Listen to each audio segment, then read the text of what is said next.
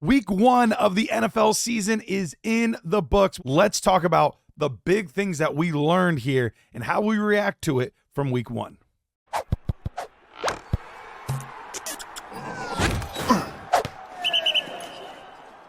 Welcome back in, guys. Let's talk about week 1.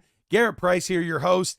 And there's a lot of things that I think that were really, really interesting from week 1 that drastically affect our fantasy football season. Now, there's a lot from all kinds of positions, but the biggest one I feel like was the running back spot. We learned a lot about the running back position in 2024. And so let's touch on some of these things here. And let's start with one of the biggest ones, JK Dobbins. Huge breakout game, 135 yards, a touchdown, another 3 receptions for 4 yards. Like, he was awesome. And he was finally back to the JK Dobbins we all remember. But let's remember a few things. One, Gus Edwards is not fully going away. So he's still going to be involved. It was almost a 50-50 split between the two.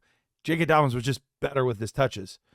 2, it still doesn't look like JK Dobbins is fully up to speed. When you look at his long runs, he did get caught from behind. But I don't really care about that much for running back purposes, because I care more about quickness. I care more about agility. I care more about vision. Those things J.K. Dobbins absolutely has. So while, yes, I want to pump the brakes ever so slightly, I'm still in on this. People are going to tell you to sell super high. I'm not selling. I am absolutely holding. And I might even, depending on the price, I might even be willing to buy. Right now, I'm looking at about an early second as a valuation for J.K. Dobbins. He was an amazing running back when I scouted him. This team is going to run the ball quite a bit.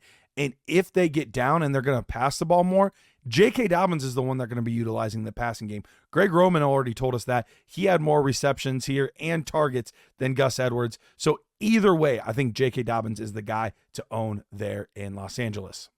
Let's head over to Tennessee, where I kind of thought it was going to be a true timeshare between Tony Pollard and Tyjae Spears. But it looks like they do favor one running back over the other. Tony Pollard nearly doubled the amount of touches that Tyjae Spears got. And so even though he's a very valuable high-end backup, it does seem like Tony Pollard is going to be their main guy. So for all those Tyjae Spears shares out there, don't sell them.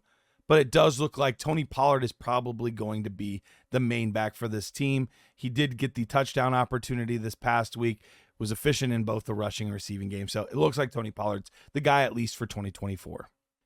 Speaking of timeshares, though, I think one has developed here in Jacksonville. Now, Travis Etienne's game doesn't look too bad because he did get that rushing touchdown.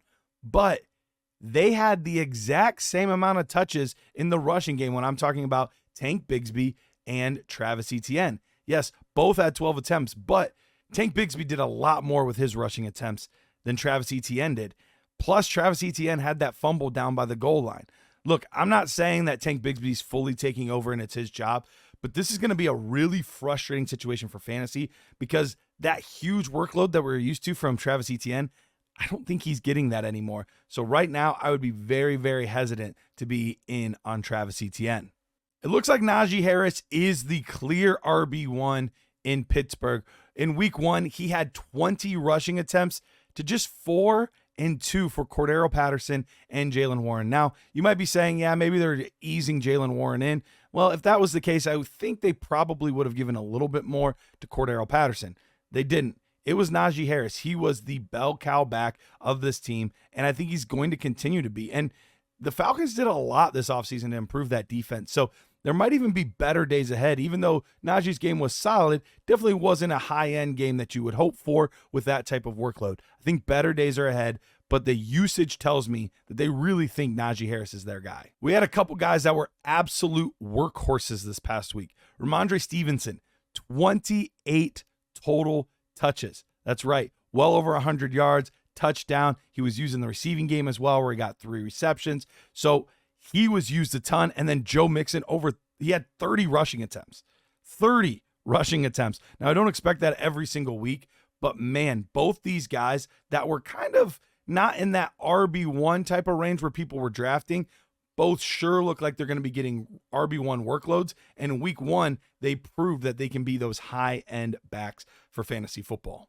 I know there was some worry about Kyren Williams, but there's not as much worry now. Blake Corum, a guy that many thought were going to have an opportunity. He was going to have an opportunity to kind of cut into some of these shares and touches. Wasn't even on the field. Did not see the field at all. It was the Kyren Williams show. In fact, the only other running back to see the field was Ronnie Rivers, and he only had 2 attempts. So all of that worry and panic about Kyren Williams may have been a little overblown. I don't think Blake Corum is going to be stealing many touches anytime soon. If you have Rashad White, you were pleased with his performance. In PPR, he had about a 16-point game for you. So on the surface, you're like, great. But when you look at what he did on the ground, wasn't very efficient. He only had 30-some yards on the ground despite having double-digit attempts. Some guy on the team only had 9 rushing attempts, but he came off with 62 yards. And he also got 3 targets in the receiving game. That was Bucky Irving. Bucky Irving time is coming, and Rashad White is not the safe set-it-and-forget-it running back that he was last year. This is another one that's going to be a timeshare. It's going to be frustrating at times. And honestly, between the tackles, I would much rather have Bucky Irving. Yeah, Rashad White's going to be used in the receiving game, but Bucky's no slouch there either. I think this is going to be a really, really frustrating situation for fantasy football owners. Overall this week, looking at the rookie class, pretty disappointing. Yes, you had some guys that got touchdowns, and so that kind of boosted their days. Guys like Ladd McConkey, Brian Thomas. But overall, some of the stats from week 1 were absolutely putrid from some of these rookies. Look no further than Marvin Harrison Jr. Fantastic wide receiver prospect. 1 reception for 4 yards on only 3 targets. Woo! Caleb Williams, number 1 overall pick. 14 for 29. Only 93 yards, only 5 rushing attempts for 15 yards. Put him at quarterback 29 for the week. Looking at some other guys, looking at, well, another quarterback, Bo Nix, 26 for 42, like 42 pass attempts. Dude must have been, 300 yards for sure. Nope, 138 yards. Couldn't get it down the field. 2 picks. He did end up getting that rushing touchdown, which salvaged his day, but he looked pretty rough out there. A lot of other wide receivers as well. Rome Odunze only with 1 reception. Adonai Mitchell with only 1 reception. Jalen Polk with only 1 reception. And so if it wasn't for guys like Brian Thomas, Ladd McConkey, and then Xavier Worthy was one of the best of the group with his 2 touchdowns, but that was still only on 4 opportunities, so not a lot. You could argue the top rookie of the day was Jaden Daniels. Jaden Daniels, he had 148 yards, but 88 rushing yards and 2 TDs, so that gave him 28.2 points. Good enough as of right now before the Monday night game. Good enough for quarterback 3 on the week. But the ineffectiveness of the passing game does worry me a little bit for his long-term outlook. So overall, week 1 for these rookies, pretty mid overall.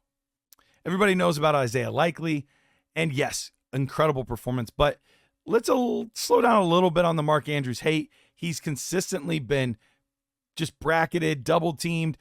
Kansas City does whatever they can to make sure that he's not catching passes, so I'm not overly concerned. If we're still talking about this in 2 weeks, then maybe I'm a little bit worried. But for right now, I still think Mark Andrews is the guy ahead of Isaiah Likely. One last tight end note. Let's take a look at the Green Bay situation.